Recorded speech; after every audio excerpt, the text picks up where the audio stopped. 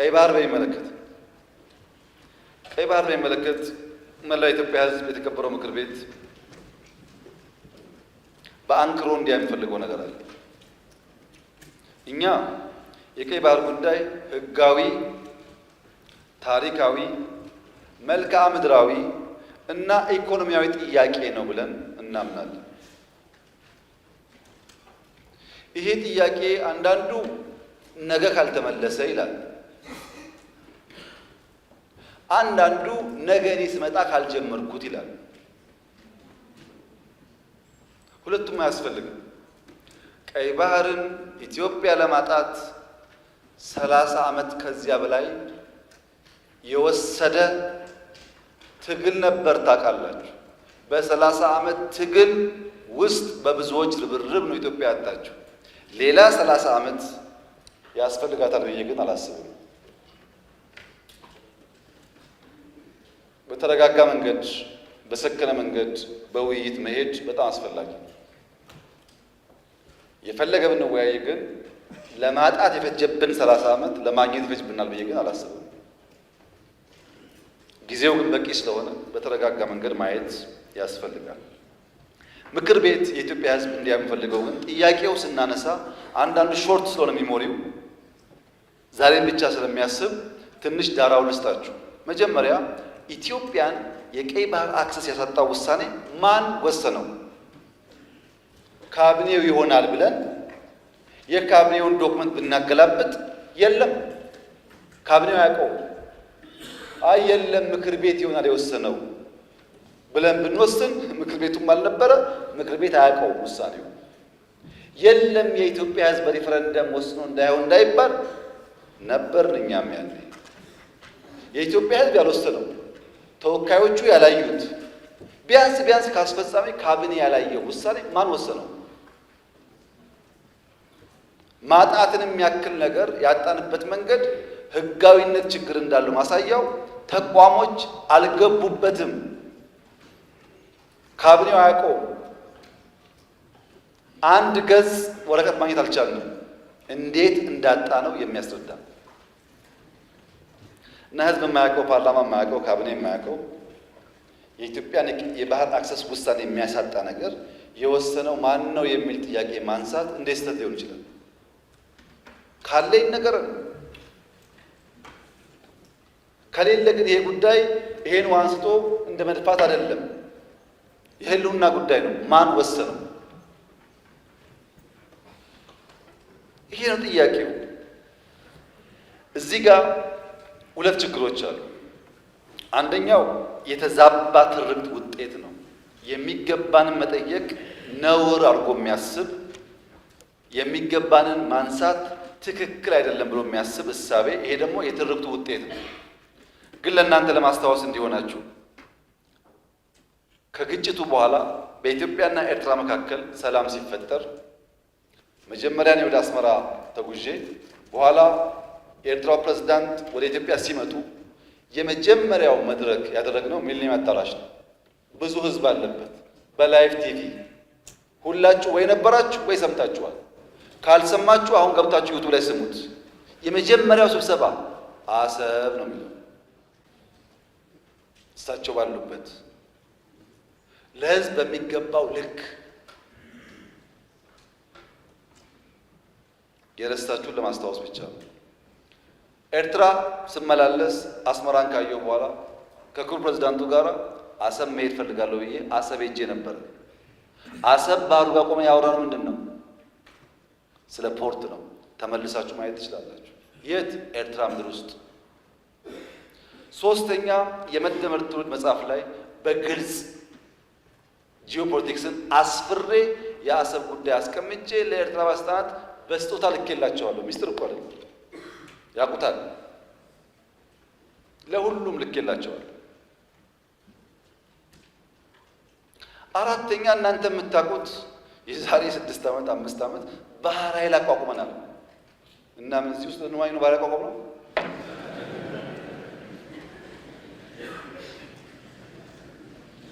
ለምን ሰዎች ይሄን ደምሮ ማየት እንደሚቸገሩ አይገባኝ። ኢትዮጵያ ቀይ ባህር እንደሚያስፈልጋት ከለውጡ በፊትም እናምን ነበር፣ እንናገር ነበር። ያኔ መደመጥ አንችልም። ከጀመርንበት ቀን አንስቶ ግን ንግግሩ አለ። ያ ንግግር ግን ሰላማዊ መሆን አለበት። የተከበሩ እንዳነሱት ከኤርትራ መንግስት ጋር ተስማምተን ከዚህ ወደ አሰብ ሄደው መንገድ ጠግነን አልኩኝ። እንከፍታለን ጠግነን ነበር። ከጠገን በኋላ ችግር አለብን፣ ፖርቱ ተዳክሟል አሉ። አሁን አንዳንዶች ልክ ጸቡ እንደ ኦቨርናይት የመጣ መስሎ ሰዋል። እንደዛ አይደለም ታሪኩ፣ ስለማንናገረው ነው። መንገድ ጠግነን ከጨረስን በኋላ ፖርቱ ችግር አለበት ሲሉ የጋራ ወዳጅ የሆነ ሀገር ለምነን ጄኔሬተር እና ክሬን በእርዳታ ወደ ኤርትራ እንዲመጣ አድርገን አሰብ ፖርት ሲደርስ የኤርትራ መንግስት አልፈልግም ብሎ መለሰ። ያኔን የገባን ይሄ ነገር ለካ ተስፋ የለውም ይዘው መንገድ ጠገን ለምንም ብናመጣም ፍላጎት አልነበር። ወደ ኤርትራ ልክ እንደ ሱዳን ልክ እንደ ጅቡቲ በእኛ ውጪ ፓወር ትራንስሚሽን ቀጥለን ፓወር እንስጣችሁ ጄኔሬተር አትጠቀሙ ብለንም ቆይ እናስብበት ነው የተባለው። አሰብ ሲሄድ የአሰብ ከተማ ቅድምም ብያቸዋለሁ፣ ኢትዮጵያ ውስጥ የቤት ችግር አለ። 1.5 ሚሊዮን ቤት መገንባት አለብን ብያቸዋለሁ። አሰብ ሲሄድ ቤት አለ፣ በር አለ፣ ሰው የለም። ይሄ እውነተኛ ታሪክ ነው። ይህንን ከተማ መልሰን ህይወት እንስጠው፣ ስራ ነው ህይወት የሚያመጣለት የሚል በየጊዜው ተነጋግረናል። ሁሉም ኢንቮይ የሚሄደው ተወያይቶበታል። በኤርትራ በኩል በግልጽ ባላወቅነው መንገድ ለዚያ ጉዳይ ምላሽ ለመስጠት ብዙ ዝግጁ አልነበሩ። እሱ ቀርቶ የከፈትናቸው ወደቦች፣ ድንበሮች በሰሜን የከፈትናቸው ወዲያው ተዘጉ። ታስታውሱ ከሆነ የተዘጉት እኮ አሁን አይደለም። እናንተ ችግር እንዳለ ሳትሰሙ ነው የተዘጉት። እና የኤርትራ ህዝብ አሁንም ወንድም ህዝብ ነው፣ ምስኪን ህዝብ ነው፣ አገሩን ለቆ የተሰደደ ያለ ህዝብ ነው። ከዚህ ህዝብ ጋር በጋራ መስራት መተባበር ፍላጎታችን ነው። በፍጹም የውጊያ መሻት የለንም። በህጋዊና ንግግር ሊፈታ ይችላል ነው። ለብዙ ሀገራት በተናጠል ተናግሬ ያለው ምክር ቤት መስማት ከፈለገ ግን ለአሜሪካ፣ ለቻይና፣ ለራሻ፣ ለአውሮፓ፣ ለአፍሪካ አሁን በተከበረው ምክር ቤት መግለጽ የፈለገው ነገር የኢትዮጵያ የቀይ ባህር አክሰስ ጉዳይ አይቀሬ ስለሆነ ቅድሚያ የሚሰጠው ሰላምና ንግግር ስለሆነ እባካችሁን ሸምግሉንና መፍትሄ አምጡልን። ይሄው ጥያቄያችን ነው። አሁን ሸመግልላችኋለን፣ ሰላም ያስፈልጋል እያሉ ማዘናጋት ከሆነ ግን ብዙ መሄድ ጉዳይ አይመስለኝም። ይሄ እኔ ስለፈለጋችሁ አይደለም፣ ናቹራሊ አይሆን ነገር ይሄ በአንድ ቀንም አንመልሰውም፣ በአንድ ቀንም አላጣ ነው። ናቹራል ሂደቱን ተከትሎ ይሄዳል። እዛው ላይ ጥያቄው የተነሳው የውስጥ አጀንዳን ዳይቨርት ለማድረግ ነው ያሉት የተከበሩት። በእርግጥ ይሄን ነገር ከኤርትራውያን ሰምተናል፣ ብዙ ጊዜ ነግረውናል። ለምን ምክር ቤት እንደመጣ አላወቅኩም እንጂ ኤርትራውያን ይሄ ጉዳይ የሚነሳ ያለው የውስጥ ጉዳያቸውን ዳይቨርት ለማድረግ ነው ብለውናል። እንዴት ዞሮ እዚህ እንደመጡ ባይገባኝም ማለት ነው። እና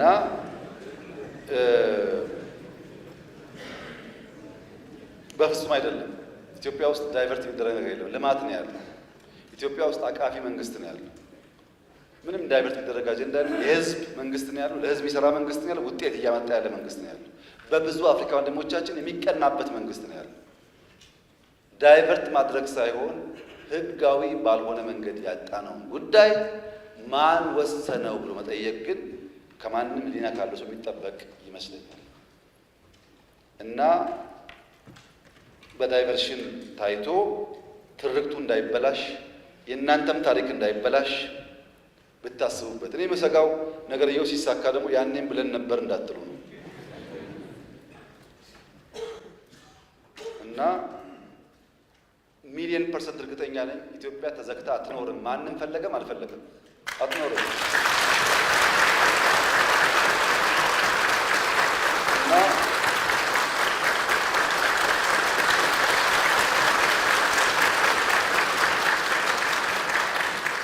አንደኛው ችግር ትርክት ነው። የማይገባቸውን ህግ የማይፈቅድላቸውን እንደዚህ የማያደርግላቸውን ጠየቁ። የትኛው ህግ ከወሰደው በኋላ ነው የጠየቅነው?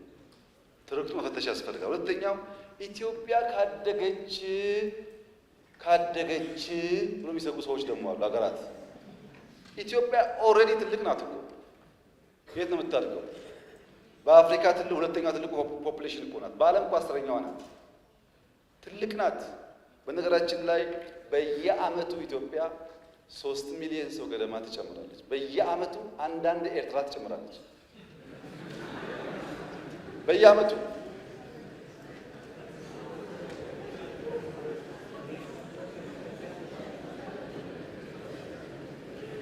እና ኢትዮጵያ በየዓመቱ ሀገር እየጨመረች ትልቅ የሆነች ሀገር ካደገች ምን ትሆናለች ከተባለ ካደገች ታግዛለች። ሌላም ተረገው ነገር የለም። ካደገች ትረዳለች። አሁን እኮ እያደረገች ነው። ስንትና ስንት ስደተኛ ተሸክመን የለም እንደዚህ ዛሬ ሳናድግ። ይሄ ስጋት ችግር አለበት እና የእኛ ጎረቤቶች በሰላም መኖር እንደምንፈልግ ማወቅ አለባቸው። ታዲያ ለምንድን ነው ከኤርትራ ጋር የተጀመረው ጉዳይ ፈርለቆ የወጣው ያላችሁ እንደሆነ ፕሪቶሪያ ነው። በወደቡም ስንለምን ነበር፣ በልማቱም ስንለምን ነበር፣ ስንለማመጥ ነበር፣ በጣም ስንለምን ነበር። ከዛ ነገ ይሆናል ብለን ግን ፕሪቶሪያ ስንፈራረም ትክክል አይደለም። ለምን ይቆማል? ቲፒኤልኤፍም ትግራይም ተጠቅልለው ካልጠፉ ቀጠናው ሰላም አያገኝም። እኛ እኮ ህዝባችን ናቸው፣ ልብ ከገዙ እንዲጠፉ አንፈልግም አልና አቆምን። በዚህ በኩል ማስቀጠል ሲያቅታቸው በዚያ በኩል ጀመሩ። አሁን ዋና ጉዳይ ጭቅጭቅ ውስጥ ግቡ ነው፣ ሳትዋጉ አትቀመጡ ነው። የእኛ መልእክት ለኤርትራ መንግስት፣ ኤርትራውያን ወንድሞቻችን ናቸው፣ ከእነሱ ጋር ውጊያ አንፈልግም። ለኤርትራ መንግስት ያለ መልእክት አንደኛ ጥይት አስተላላፊ አትሆኑ፣ ሀገር ሁኑ። ወደ ጎረቤት ሀገር ጥይት ማስተላለፍ ጥሩ አይደለም። አባይም ጸባይ ገዝቷል። የእኛም ሽፍቶች ጸባይ ይገዛሉ እና አንድ ቀን ጥይት ሳመላልስ ብሎ ታሪክ ስለሚናገሩ ጥይት ማቀባበል ቢቀርባችሁ። ስለማናቅ አይደለም፣ እናያቸዋለን። ህገወጥ የሰዎች ዝውውር ቢቀር። ተጨናንቀናል። ከተማ ውስጥም እንደምታዩት የሚመጣ ሰው ካለ በህጋዊ መንገድ ቢመጣ፣ ህገወጥ ንግድ ቢቀር፣ ፎርጅድ ብር ቢቀር፣ አሜሪካ አስቀምጣቸው የሚሰሯቸው ብላክ ማርኬት ማሳደግ ቢቀር፣ እንደ ጎረቤት ብንተሳሰብ፣ ህጋዊነት ከተከተል፣ በንግዱም በሚፈናቀለው ጥይት ማቀበሉን ከተዋችሁ፣ በሰላም አብረን ለማደግ በፍቅር አብረን ለመቀጠል ከምን ጊዜውም በላይ ኢትዮጵያ ፍላጎት አላት። እኔ ልክ እንደባለፈው አሁንም አስመራ መሄድ ፍላጎት አለ። ችግር የለብኝ። ምን ከሆነ ትርፍ ካለው ትርፍ ከሌለው ጊዜ ማባከን ነው። እኔ ባሌ የመላለስበትን ጊዜ ዝም ብዬ በከንቱ አስመራ ልመላለስ አልችልም። ጊዜ የለኝም፣ ስራ አለኝ።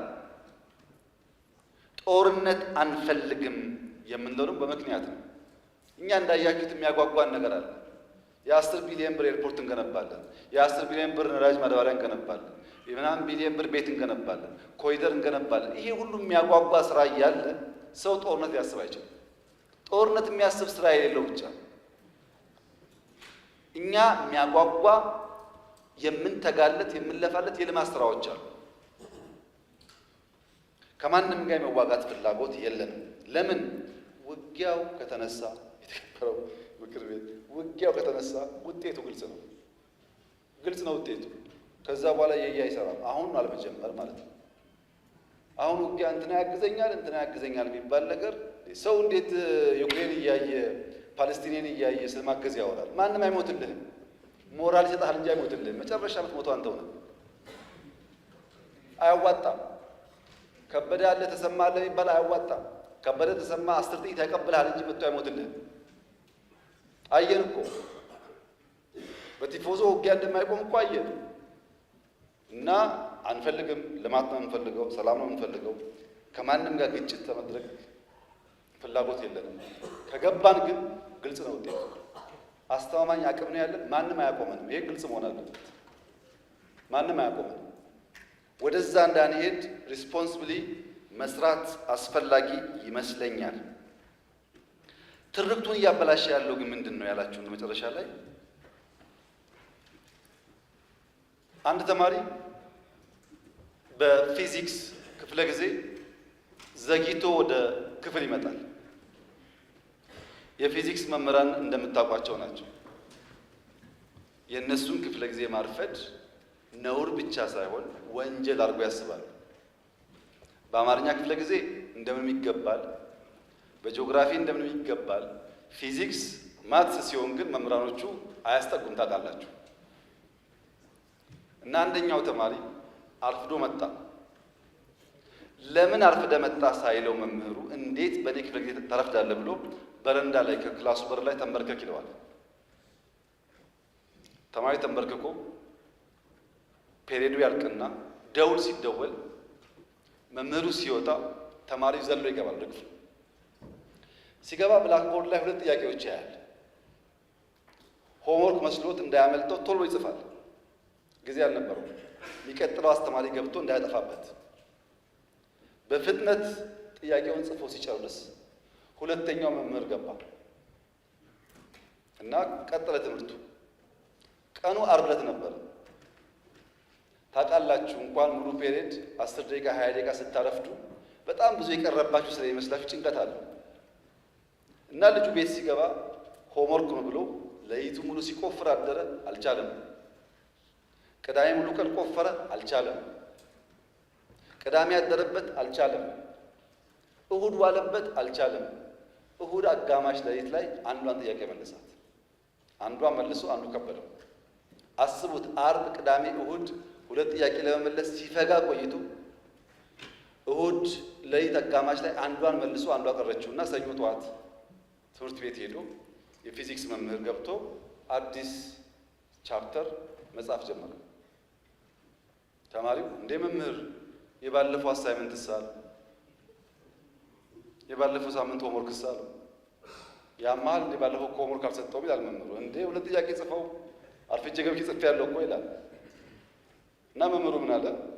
እነዚህ 2 ጥያቄዎች እኮ በዓለም ላይ ያሉ የፊዚክስ አዋቂዎች ሞክረው አቅቷቸው ያልተመለሱ ጉዳዮች ናቸውና እዚህ ያለውም ተማሪ ጊዜ እንዳታባክኑ እንኳን እናንተ ሳይንቲስቶች አልመለሱትም እየጻፍኩላቸው እንጂ ስሩ እኮ አላልኳቸውም ማለት። አሃ እንደዚያማ ከሆነ አንዱ መልሼዋለሁ። መምህሩ ሲያይ ሰው ሲያሳዩ ለካ ትክክል አንደኛውን ፈቶታል። ዓለም አልቻለም የተባለው ለምን ስላልሰማ አትችልምና አትስራው ብሎ መምህር ሲጽፍ ቢሰማ ኖሮ እሱም አጣጥፎ ይቀመጥ ነበር። እሱ አልሰማም አትችልም ማለት ነው። እና የተከበረው ምክር ቤት ኢትዮጵያ ቀይ ባህር አይገባት የሚለውን አልሰማንም።